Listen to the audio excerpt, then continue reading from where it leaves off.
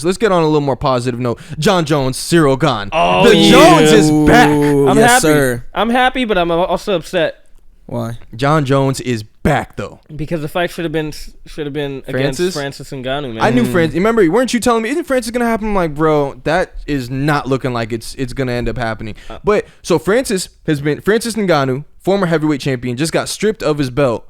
And then it was announced, and wasn't supposed to be announced this way. They had a UFC fight night. T-Mobile apparently blew their plans to do the announcement by putting up something that basically showed that March 4th, John Jones and Ciryl Gane will be fighting. So then after that, Dana takes to the podium and basically says, we weren't able to come to an agreement with Francis, so we've let him go now. And so, do you think he handled that well? Dana? Yeah. Do you think it Yeah. made it seem like he made Francis Ngannou seem like he was ducking smoke?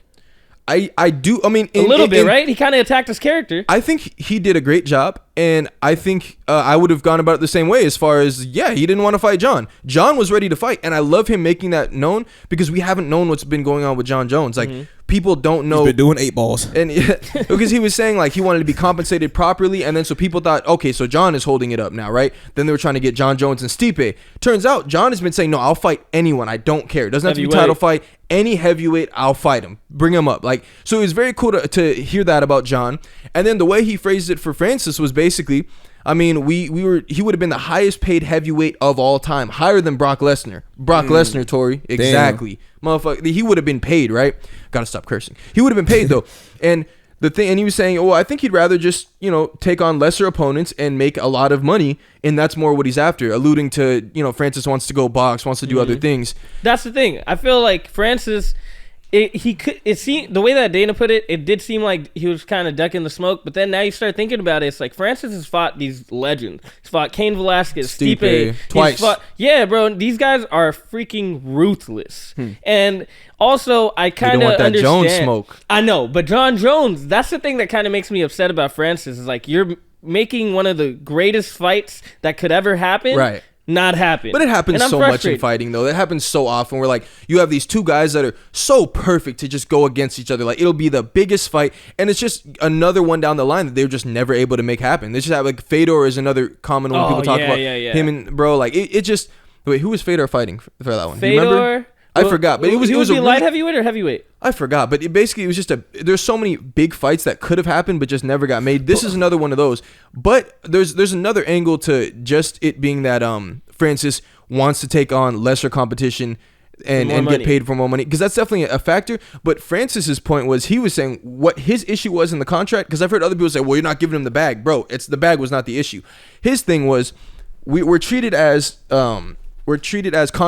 contracted workers, right? 1099 employees, which means you don't get any benefits. You don't get health care because you're looked at as a private contractor. As a fighter, you don't get health care. Crazy. Right. So you look at as contractor, and he's saying, okay, fine, I get that. That's cool. But how can you treat me like a private contractor, but then also say, nah, you can't fight anywhere else. You can't work with anyone. That's like if we had people privately contracted, he's manning our cameras, our camera guy, right? So he's not on a consistent payroll. He's a contracted employee, right? He can work for whoever he wants. But then I'm like, nah, you can't work for anyone else. He's like, yo, then give me a health benefit. Like, treat me like, then fine. I'm an employee, dog. Like, give me all the benefits that come with being an employee. An example of 1099 benefits is like Uber drivers, right? 1099 workers, and even me when I do like videography work. But either way, Uber drivers, people have had issues with that because they get no benefits and they're not having to get compensated the way you would. And you do your own taxes. Right, and you're not covered for any damages, anything like that, because you're a 1099 employee. You're just an independent contractor. So it's just a different level of benefits.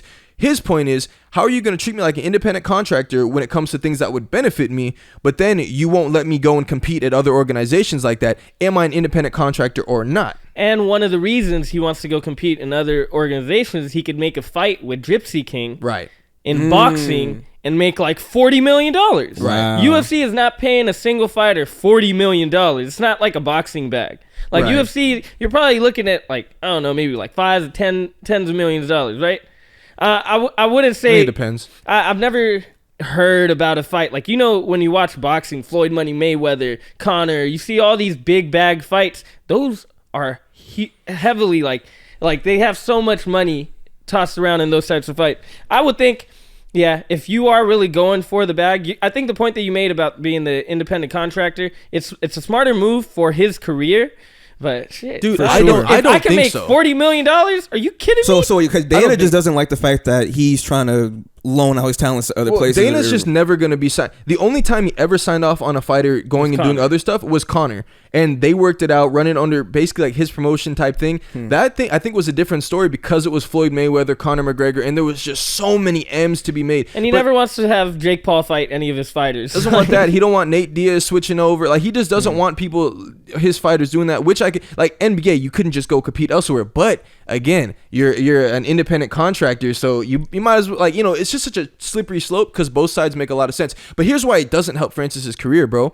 So let's say when John Jones goes out there and washes Ciryl Gane. We haven't even gotten into what we think is going to happen. But let's just say, I'll throw it out there. When he washes Ciryl Gane, well, then we have to look at Francis and say, Francis, you were looked at as the greatest heavyweight of all time, right? Mm-hmm. And he lost to Stipe the first time, came back and avenged it. Now we can say, yep, you're the one, you're the guy, right? But you did not do very well against Ciryl Gane. I get it, knee injury, we don't care. You were getting tagged up on the feet, and you had to gut it out like a champ and go into your wrestling bag. You're not even a wrestler, and your wrestling didn't look like it was a big boy. You're a big boy, right? So when John goes and washes Ciryl Gane, beats him on the feet, beats him on the ground, no one is going to be thinking, could John have struck with Francis? Yes. Could John out-wrestle Francis? Absolutely. Oh, so Francis is not the... I don't know. I feel like John would take him in the wrestling. No, that's what I'm saying. John would absolutely destroy Francis in wrestling. Like Francis had no technical ability as far as wrestling went. John Jones is a phenomenal wrestler, and his jiu-jitsu is great. So really, it's going to be very clear to everyone, bet John Jones, who's already the GOAT, is also now the greatest heavyweight of all time because the guy that's the greatest heavyweight ducked the smoke and had a hard time with the guy that John already beat. And wait till John watches Stipe Miocic. Do you think Francis cares about that, or do you think he's thinking about his body, his health, his family, the millions he's going to make fighting Tyson Fury? Because it's like, all right, if UFC, it's kind of like, all right, did he snitch or not? Who cares? He got the bag. He got out. He has his freedom. You feel me? But it just depends where you put your how important his legacy is to him. Exactly. Okay. That's the thing. But you're right. He already didn't take it. So it's like he must have already thought about it and been like, yeah, whatever. I'll do my thing. One of the cool things of legacy is like it's like planting seeds in a garden where you don't watch to grow. You know, like after Francis is dead, I feel like people will still talk about him and John Jones fighting. Like that would be a legendary fight. Yeah, bro. Francis Ngannou just looks like an animal. And John Jones, if he goes out there, if he beats John Jones, which I don't think he would. Francis? Yeah, I don't think so. I don't think, because I feel like if John Jones just takes him to the ground, it's kind of over. Bro, but that's the John cheat Jones code. is not the type to just like, okay, that's his weak point, so I'm going to go for the weak point. Yeah. Nah, he's the type to strike with freaking Francis. Yeah, he wants to prove something. John is a freak, bro, because remember when he was fighting Chael Sonnen? He wanted to go out there and let it be known, like, I will beat you at your own game. I'm going to take you down and ground and pound you. And he got him in the first round. But John has made it a thing where when people say, oh, no, he don't want to strike with him, he's going to stand up and bang with him and show he's going to walk him down for 5 rounds. If you tell him, nah, you're not going to be able to deal with his wrestling, he's going to go for a takedown. I've seen him get takedowns and just throw at people right at the end of the round just to let him know, I could throw you whenever I want to. And he does stuff like that. I've seen him do a flying triangle at the end of a round. Like, he does so many mind games. I think, I don't think Francis. You know what shocks me? Every single time John Jones has a new opponent, people still believe that this opponent might have a chance. Hey, that's the thing. Chance though. Ciryl is a really good striker. He's bigger. Striker. We haven't seen John at this weight. That's the guy with he has the tattoo down the middle, right? Yeah. He's the one that. Yeah, he's a nice striker. He's really good. He was getting Francis. Yeah, he was getting him. But you could also say Francis. You can't move when you can't move the same. It's very hard to avoid punches. And his knee, he had an MCL, and also Francis just had a big surgery. He's like over 300 pounds right now. We didn't talk about that. That's another factor too. You're asking him to get in a fight with John, and this dude just came off a big surgery, and he's over 300 pounds. And apparently, the videos of him, the footage is not good. Like it looks like stuff that what the way that someone prefaced it was the people who put out that video footage of him are not his friends. Like the people that are taking videos are not rooting for him because they're clearly like, it's like seeing someone like a wounded animal. Yeah, like I haven't hooped in a month and you want to record my first game and post all of them. Like, come on, like you're not my friend, bro. Yeah, you're not helping me out with that. Like you're doing that for a reason. So it'll be interesting. Let's talk John Jones and Ciryl Gane.